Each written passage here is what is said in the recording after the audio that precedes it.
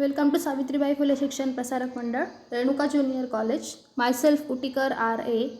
I am the staff of 12th standard, subject biology. Today we are going to start the lecture number 13 about the topic number 2, reproduction in lower and higher animals. In this section, we are going to take a look at male reproductive system. Male reproductive system can be asked you for 3 marks or 4 marks in your board exam. So let's see the various parts about the male reproductive system. The first portion about the male reproductive system is a testes. Let's see. A pair of testes, mesodermal in origin, are formed in the lower abdominal cavity. They are located in a pouch called as a scrotum. During early fetal life, the testis develops in abdominal cavity and late they descend into the scrotal sacs through a passage called as the inguinal cavity. Means whenever the baby is developing inside the female's body, then the testes are present inside the abdominal cavity, means inside the abdomen. But whenever birth occurs, the testes are pushed downward into the pouch-like structure known as the scrotum, and that passage is said to be inguinal cavity.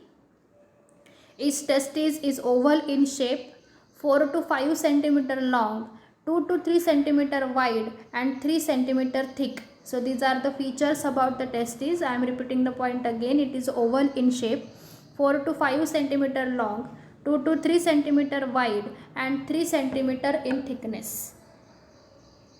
So this is the basic diagram of LS of testis, that is longitudinal section of testis. Here first of all, let's see the spermatic cord is there. That spermatic cord is responsible for the traveling of the sperm.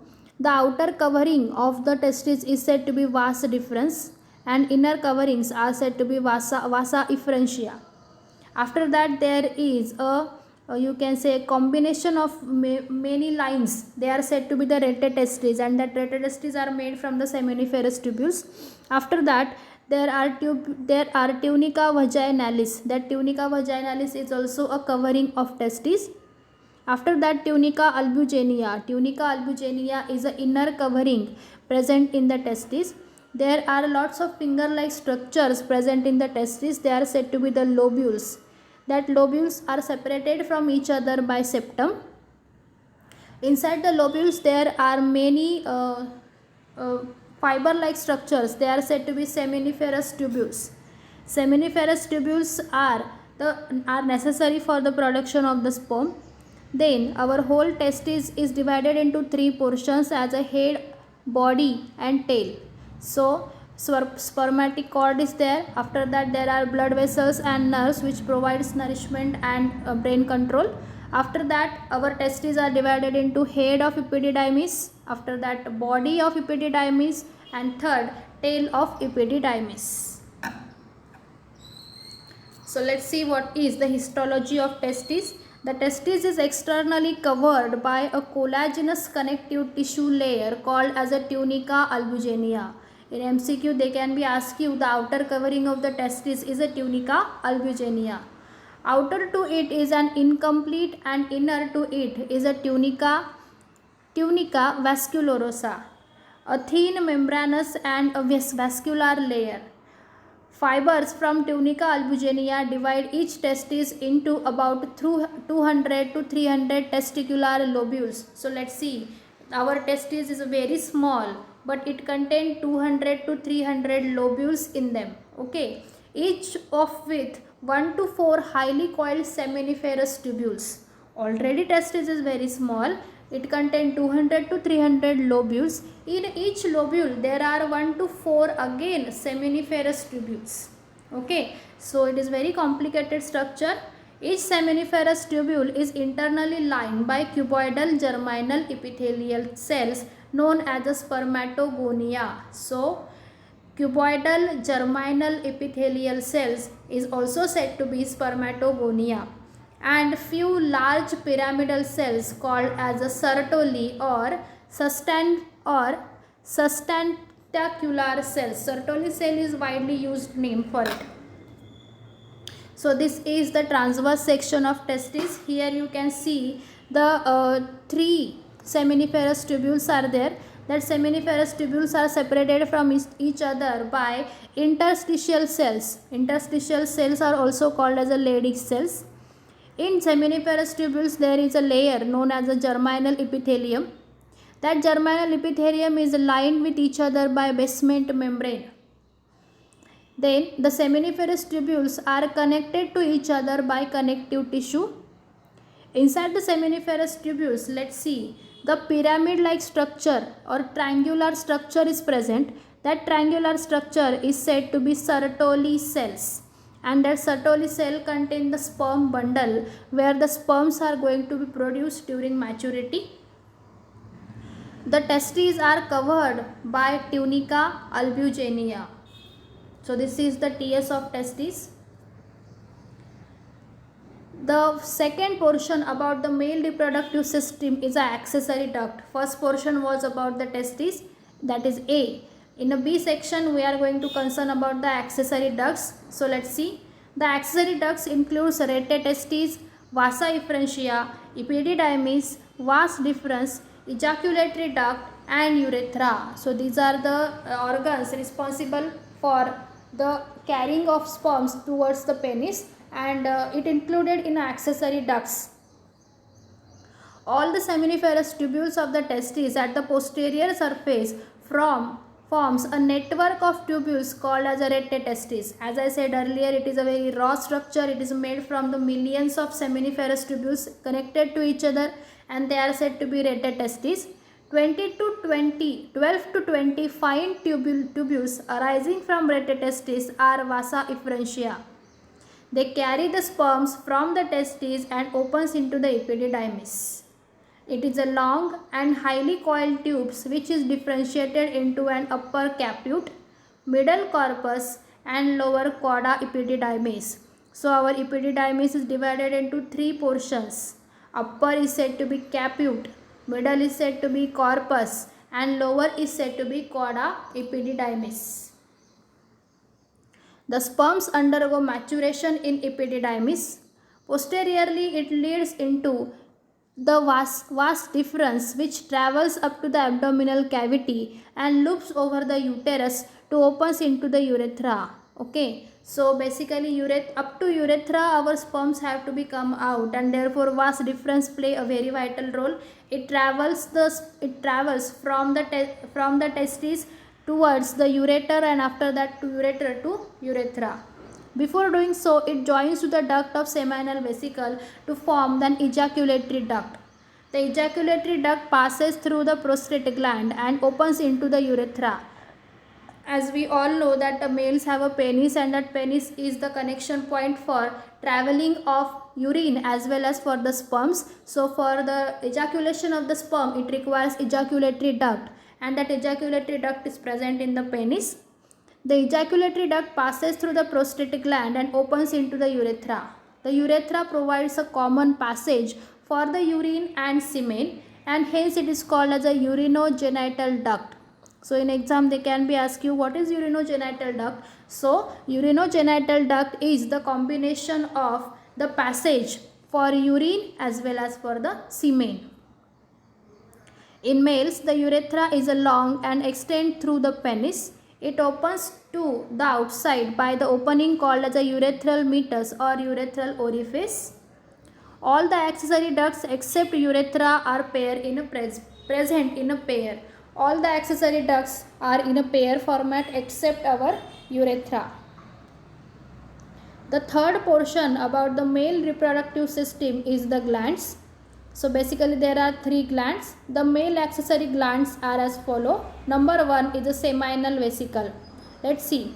It is a pair of glands lying on the posterior side of urinary bladder. Means it is present behind the urinary bladder. It secretes an alkaline seminal fluid which contains fructose, fibrinogen and prostaglandin. So these are the three components present in the secretion of seminal vesicle. It contributes about 60% of the total volume of the semen. Fructose provides energy for sperm movement, while fibrinogen coagulates the semen into the bolus for a quick population in the vagina. The prostaglandin stimulates the reverse peristalsis in vagina and uterus, adding faster movement of sperms towards the egg in the female's body. So whenever copulation process will be there, that sperms will going to be entered inside the female's body. Here seminal vesicle play a very vital role, as it contains fructose for the nourishment of the sperms, fibrinogen, as well as prostaglandins. The second gland present in a male reproductive system is a prostate gland. So let's see. It is a large and single gland made up of 20 to 30 lobes and is located underneath the urinary bladder. Means it is present the backward portion of our urinary bladder. It surrounds the urethra and releases a milky white and slightly acidic prostatic fluid into the urethra. It forms about 30% of the volume of semen. As I said earlier, our seminiferous tubule contributes 60% of the semen. Our prostate gland contributes 30% volume of the semen. It contains citric acid, acid phosphatase, and various other enzymes. So prostate gland will secretion contain basically the enzymes. That enzymes are responsible for the neutralization process in the vagina. The acid phosphatase proteases the sperms, protects the sperms from the acidic environment of vagina. The third gland present in a male reproductive system is a Cowper's gland. It is also said to be bulbourethral gland. So it is a small pea-sized and pear gland situated on either side of urethra. So it is in a pear.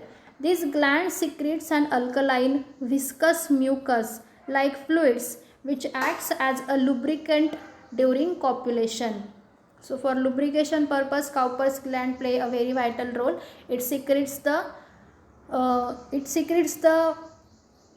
mucus-like structure, and that mucus-like fluid, that fluid is responsible for the lubrication related to copulation process. So up till now we completed the testes, after that accessory ducts and accessory glands. What is the content present in the semen that we are going to study? So let's see. It is the viscous, alkaline and milky fluid. Its pH is 7.2 to 7.7. Ejaculated by the male reproductive system. Normally 2.5 to 4 ml of semen is given out during a single ejaculation, and it contains about 400 millions of sperms. So it is very important thing that it is 2.5 to 4 ml only, but it contains 400 millions of sperms. It contains secretions of epididymis and the accessory glands for nourishing, neutralizing activity and activation of movement. So the fourth portion of male reproductive system is the external genitalia. Let's see. It includes the penis and the scrotum. The penis is the male copulatory organ. It is cylindrical and muscular with three bundles of erectile tissue, a pair of posterolateral tissue called as a corpora cornavosa, and a medium corpus spongiosum. The swollen tip of the penis is called as a glans penis. It is covered by a loose fold of a skin called as a foreskin or prepuce. The next portion of external genitalia is the scrotum. It is a loose pouch of pigmented skin lying behind the penis and is divided into the right and left scrotal sac by a septum of a tunica dortus made of a smooth muscle fibers.